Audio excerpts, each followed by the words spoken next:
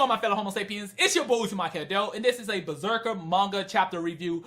Berserker chapter 345. Guts talks about Griffith. We learn a little bit about the World Tree and the Celestial Realm. This and more coming right at you next.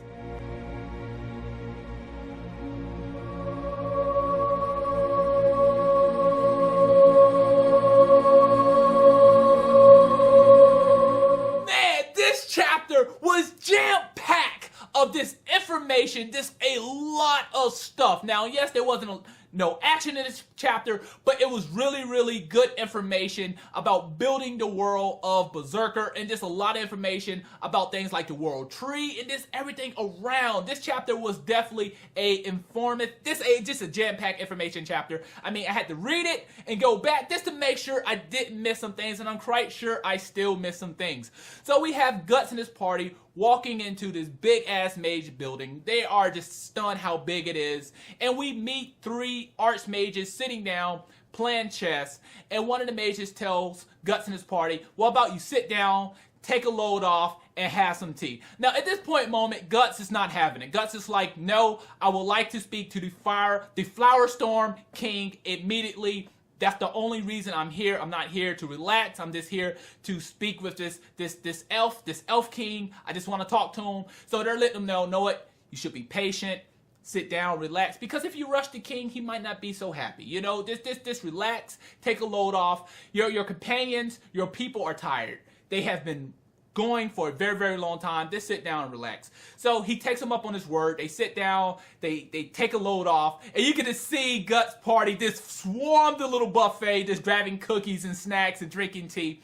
So now we get to the next area where they're all sitting around a table and they're all eating, and we have Guts and his party basically telling them the story about the outside world, how terrifying the outside world is, how they just got done fighting this sea god, for crying out loud, how they had to go across this ocean, and this so much. It's just so horrible on the outside world. It's very dangerous, and it's very terrifying. But what's interesting here, we have Marta. She's sitting down, laying on the side, and she's like, wow, that sounds interesting. Now, one thing I kind of want to just go on to the side for a second and talk a little bit about Marta. I really like this character because out of all the mages, out of all the witches, she is different. She's like the black sheep. She is fascinated with the outside world. Even though Guts and his party is telling him how terrifying the outside world is, she's fascinated. It seems like she wants to experience their life. She wants action. On this island where they're at, it seems boring. Nothing exciting happens. It's just really boring. She wants more. And that's one thing I really like about her. And I'm really hoping they utilize this character a lot more because she's so different from everyone else. She stands out from all the other mages that's there.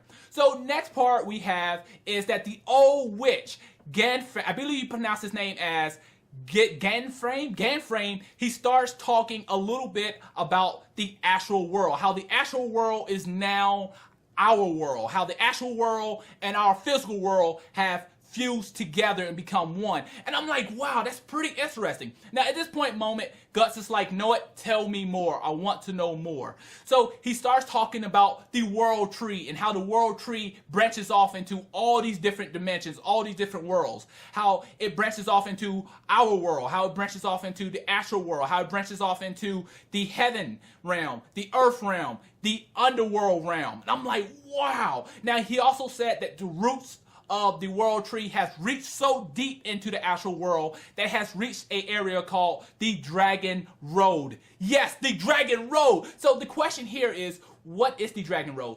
Is this where God Hand lies? Is this where God Hand is located, or is it something else down there?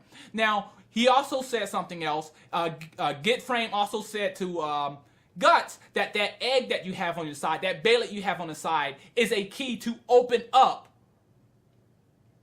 the Dragon Road. What? So when we talk about the Bailet, because this, for a while I had forgot about the Bailet. I'm going to be honest with you, because Berserker goes on these hiatus, and this is the first time we have seen the Bailet since, for a very long time. Guts have had this Bailet on the side, but we really don't get to see it. So this time, we're now learning a little bit more. Now, we know that it can open this world, because when Griffith had it, the eclipse happened, it opened up this world. So is this world called the Dragon Road? Is this what happened when Godhand came in? So that's a really, really big question. Now, Get Frame also asks, Guts, are you the owner of this Beyblade, or are you the means in which it travels? And this is actually interesting, because when we go back to the early manga where Griffith had the Beyblade, when he lost it, the Beyblade always finds its master. It always comes back to its source. So is it possible that Guts is actually just traveling with this Beyblade, carrying this Beyblade, and this Beylade's going to find its master once again? Or is Guts actually the owner of the Beyblade? Oh my goodness, could this be a new power-up that Guts is going to get if he accepts the Beyblade in the future? Oh, this is so many questions. Or is he going to figure out how to use this Beyblade? Or is he going to use this Beyblade to crack open the Dragon Realm? There's just so many different questions. So we have Ineshro, he's sitting there, he's like, it looks like Master Potato. He's talking about the Beyblade, he's making joke because the Beyblade is ugly. It has this terrifying face that's all messed up. And I'm so happy we're talking about the Beyblade again, because we're getting back to the source. We're getting back to the good stuff. So this is really, really awesome. So we also have Puck. He grabs the Beyblade and he flies around. They're like, no, you don't need to play with this. This is not something you should play with. This is something that is very, very dangerous. So we get to a point where Get Framed as Guts. What is your relationship with Griffith? What is your relationship with the Falcon of the Light? Now, at this moment, I'm going to be honest with you. I didn't know that Guts' party didn't know his relationship with Griffith. I didn't know that. I thought that they knew who Guts was. But going back to the earlier chapters, I forgot. I had to go back to the other chapters and start reading a little bit. Guts never talked about Griffith. He really never said anything about it. He just had this journey that everyone else kind of just joined or whatnot. So he started talking about Griffith, and he says that Griffith's original goal was to have his own country. He wanted his own kingdom. He wanted to be his own king. And he did everything in his power to do that. He fucked whoever he had to fuck. And literally, he had to take some dick at one point in the early manga. I remember that shit. I was like, God damn, he really wants this kingdom. He killed whoever he had to kill. And he kissed ass to whoever he had to kiss ass. But Griffith did whatever he had to do to get his kingdom. So Griffith finally has his kingdom. He has it. He has everything he wants. But Guts says it's not enough. Griffith will not stop at this point. He will not end here. He's going to want more. And I'm sitting back and I'm thinking to myself, what could Griffith go for now? He has the kingdom. He has his own country. Demons and humans and spirits all worship this man. What else could he go for? Could it be that he wants to be at the top of Godhand? Do he want to rule Godhand? Maybe.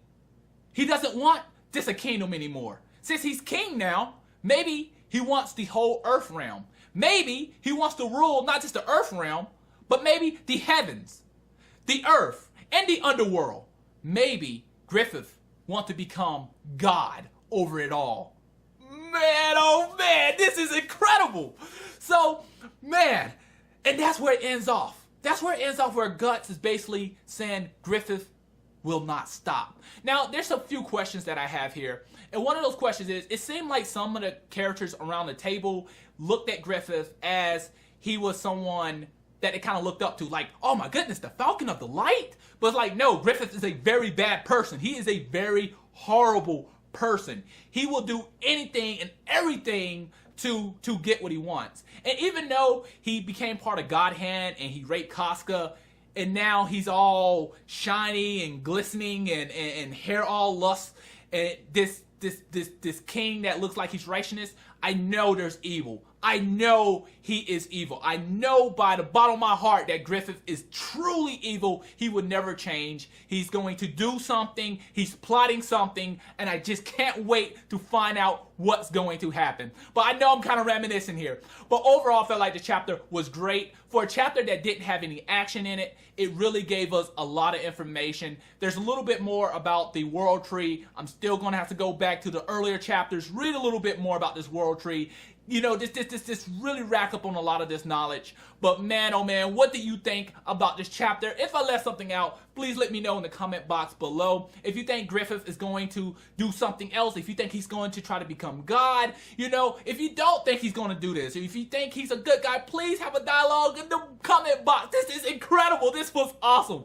But that's all I have for you today. Please rate, subscribe, and comment. It really helps the channel. Thanks for watching. Matane.